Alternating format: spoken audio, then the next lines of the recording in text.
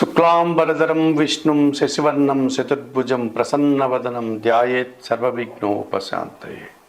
అగజానన పద్మార్కం గజానన మహర్నిశం అనేకదంతం భక్తానాం ఏకదంతముపాస్మహే.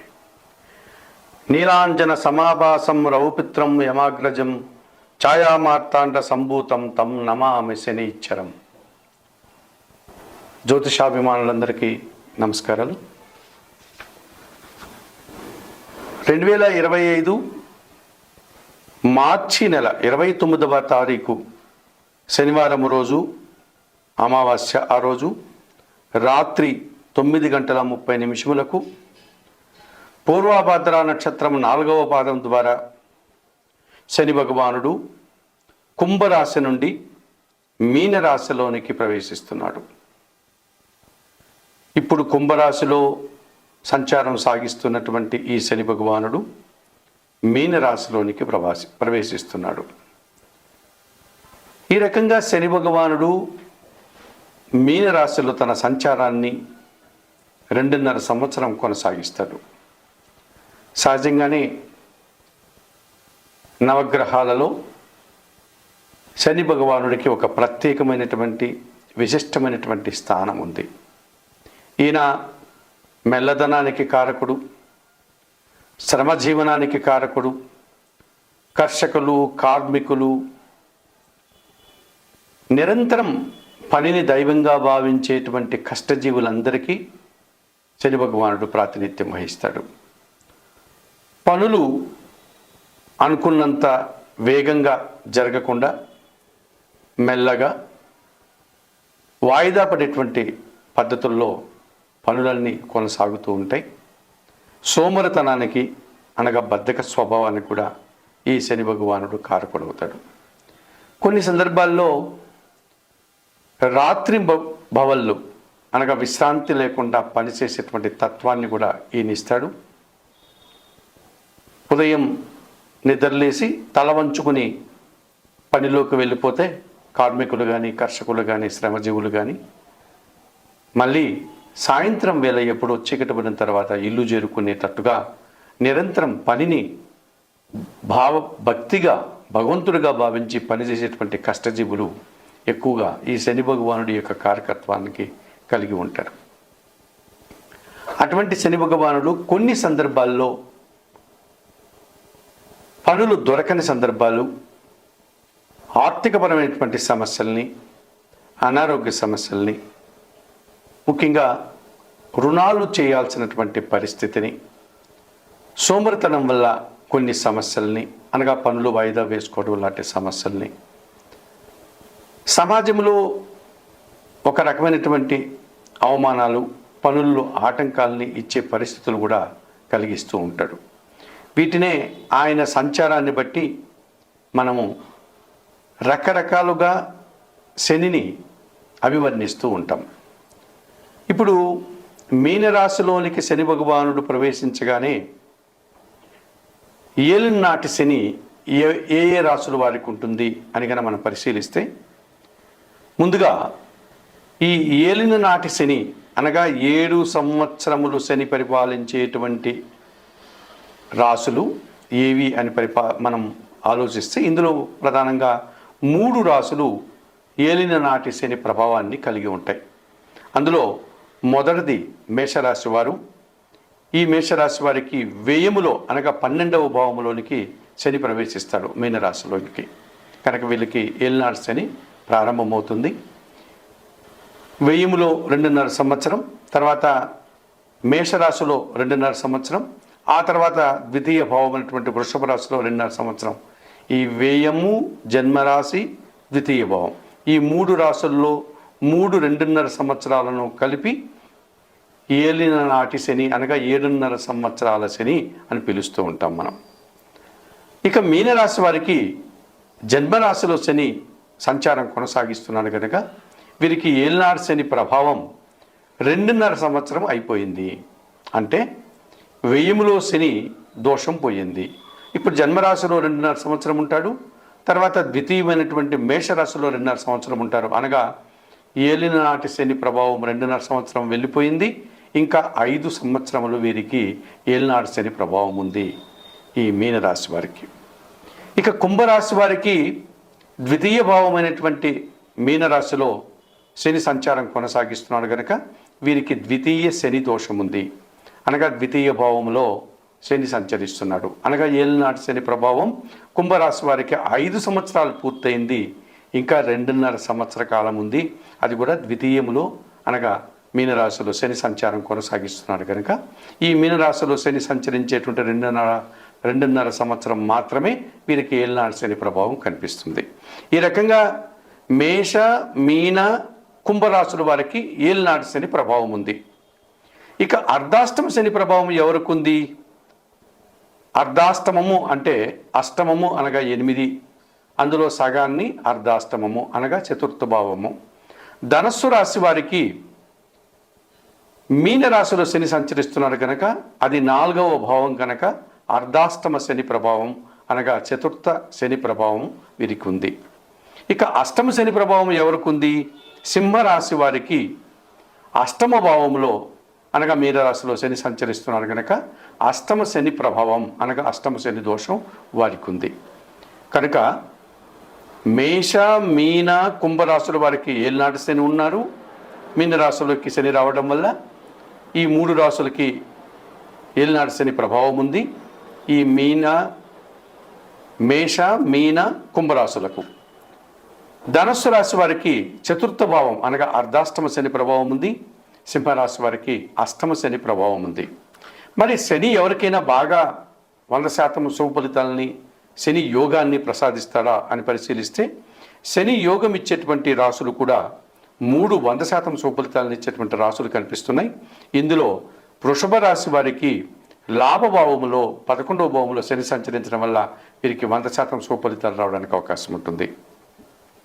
తులారాశి వారికి షష్ఠమ భావంలో అనగా విక్రమ భావంలో శని సంచరిస్తున్నాడు కనుక వీరికి కూడా శని 100% యోగించేటువంటి పరిస్థితి కనిపిస్తుంది. మకర రాశి వారికి తృతీయ భావంలో అనగా 3వ భావంలో శని సంచారం కూడా 100% శుభ ఫలితాలను అందిస్తుంది. కనుక శని యోగం వల్ల వృషభ రాశి వారికి లాభభావంలో శని, తులారాశి వారికి షష్ఠమ భావంలో శని, మకర రాశి వారికి తృతీయ భావంలో శని 100% శుభ ఫలితాలను అందిస్తారు. అలాగే శని ఒక 50% నుంచి 60% వరకు శుభ ఫలితాలను అందించేటువంటి రాశులు కూడా ఒక 2 కనిపిస్తాయి మనకు. ఇందులో ఈ 60% శని ప్రభావం కలిగినటువంటి రాశి మిథున రాశి అని చెప్పుకోవచ్చు. ఎందుకంటే మిథున రాశి వారికి 10వ భావంలో శని సంచరిస్తున్నాడు. ఈ రకంగా అష్టమ భాగ్యాధిపతి అయినటువంటి శని భగవానుడు 10వ భావంలో రావడం వల్ల వీరికి పని పెరుగుతుంది. ఆ పనికి తగినటువంటి ఫలితము, ఆ కష్టానికి తగినటువంటి రాబడి లాభము అందుకోగలుగుతారు.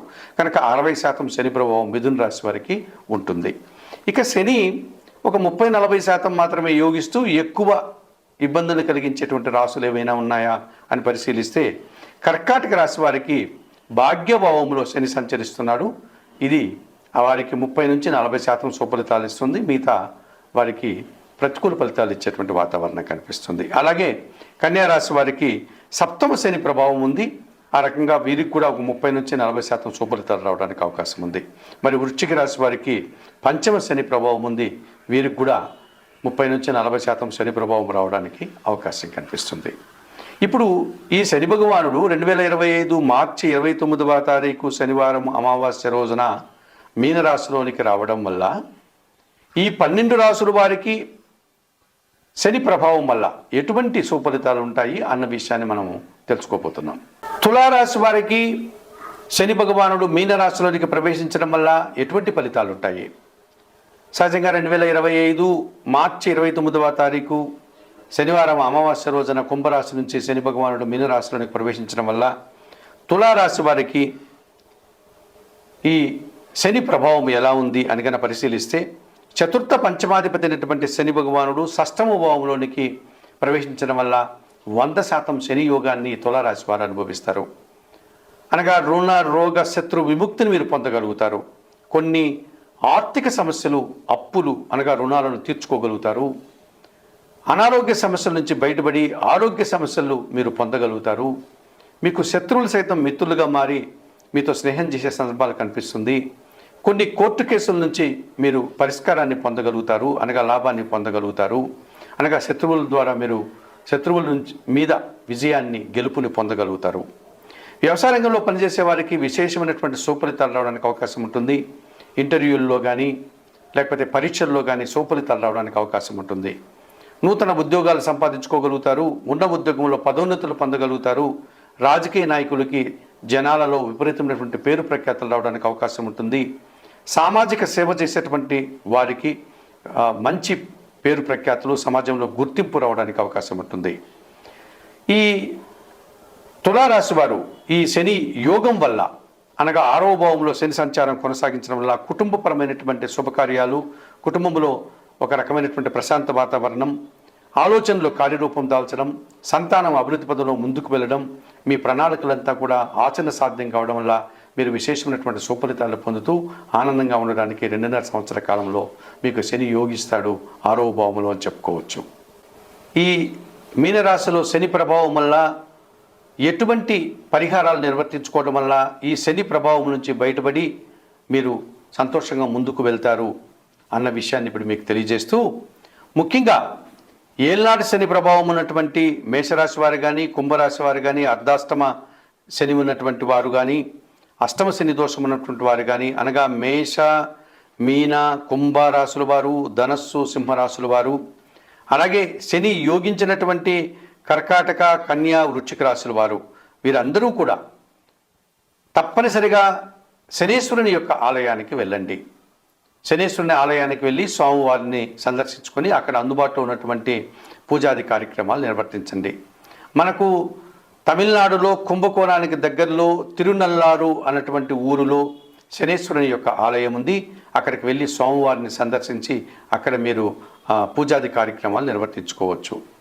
అలాగే మహారాష్ట్రలో షిర్డీ సాయినాథుని ఆలయానికి సమీపంలో శని సింగనాపురం అనేటువంటి మరొక శనీశ్వర ఆలయం ఉంది. అక్కడికి వెళ్ళి మీరు శనీశ్వర స్వామిని సందర్శించి అక్కడ అందుబాటులో ఉండే పూజాది కార్యక్రమాలు నిర్వర్తించుకోవచ్చు. ఆంధ్ర రాష్ట్రంలో మందవల్లి అనేటువంటి ప్రాంతంలో శనీశ్వర యొక్క ఆలయం ఉంది. అక్కడికి వెళ్ళి అందుబాటులో ఉండే పూజాది కార్యక్రమాలు నిర్వర్తించుకోవచ్చు. ఇంకా అక్కడక్కడ చెదురుమదురుగా శనీశ్వర ఆలయాలు ఉన్నాయి. వాటిని సందర్శించి మీరు శనీశ్వరునికి పూజలు నిర్వర్తించుకోవచ్చు, అభిషేకాది కార్యక్రమాలు నిర్వర్తించుకోవచ్చు. ఒకవేళ అంతటి దూరం వెళ్ళలేని వారు, శనీశ్వర స్వామిని దర్శనం చేసుకోలేని వారు శనివారం రోజున ఆంజనేయ స్వామి ఆలయానికి కానీ లేకపోతే పరమశివుని ఆలయానికి కానీ వెళ్ళి పూజాది కార్యక్రమాలు నిర్వర్తించండి. వయోవృద్ధులకు మీ చేతనైనంత వరకు సహాయం చేయండి. ఆహార పానీయాలు అందించండి. గోవులకు సేవ చేయండి. 1 కేజీ నల్లద్రాక్ష కానీ, నేరేడు పళ్ళు కానీ వయోవృద్ధులకు, పేదలకు దానం చేయండి. వస్త్రపానీయాలు అందించండి. శనీశ్వరునికి సంబంధించినటువంటి స్తోత్రాలను, ఈశ్వరునికి సంబంధించిన స్తోత్రాలను, సుందరకాండ పారాయణం లాంటివి చేయడం వల్ల కూడా మీరు మరింతగా ప్రశాంతంగా ఉండడానికి అవకాశం ఉంటుంది. శని భగవాను యొక్క ఐక్యతను పొందాలి అనుకున్నటువంటి వారు గాదిత్య కౌశికచ్చైవ పిప్పలాదో మహాముని కోనస్థ పింగళో బభ్రుః కృష్ణ రౌద్రాంతకో యమః సౌర్హి శనీచ్చరో మందః పిప్పలాదేన సంస్థుతః ఏతాని దశనామాని ప్రాతరుత్తాయ యః పఠేత్ శనీచ్చర కృతాపీడా న కదాచిత్ భవిష్యతి.